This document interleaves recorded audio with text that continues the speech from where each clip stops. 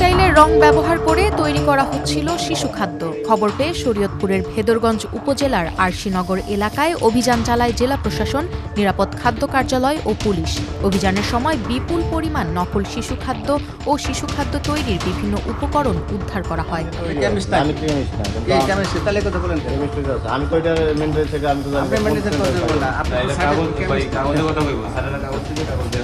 Police জানায়, শরীয়তপুরের ভেদরগঞ্জ উপজেলার চরকুমারিয়া গ্রামের জাবরুল এস.এম. হক নামের এক ব্যবসায়ী আরশিনগর গ্রামে একটি শিশু খাদ্য তৈরির কারখানা স্থাপন করেন।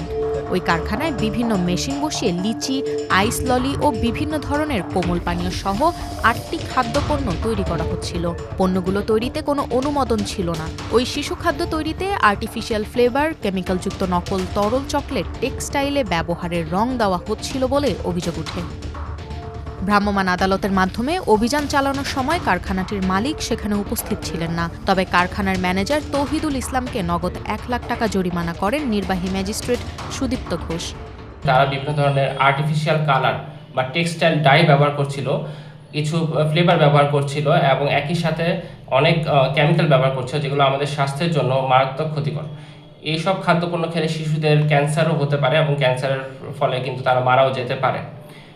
আমরা জনস্বাস্থ্যের কথা বিবেচনা করে প্রতিষ্ঠানটিকে তাৎক্ষণিকভাবে ১ লক্ষ টাকা জরিমানা করি নিরাপদ খাদ্য আইন অনুসারে, এবং প্রতিষ্ঠানটিকে ১৫ দিনের সময় দেওয়া হয় যাতে তারা প্রয়োজনীয় ডকুমেন্টস যেমন হচ্ছে বিএসটিআই নিবন্ধন বা অন্যান্য নিবন্ধনগুলো করে এবং সঠিকভাবে আইন মোতাবেক তারা যাতে ব্যবসা পরিচালনা কার্যক্রম আমাদেরকে অবগত করে।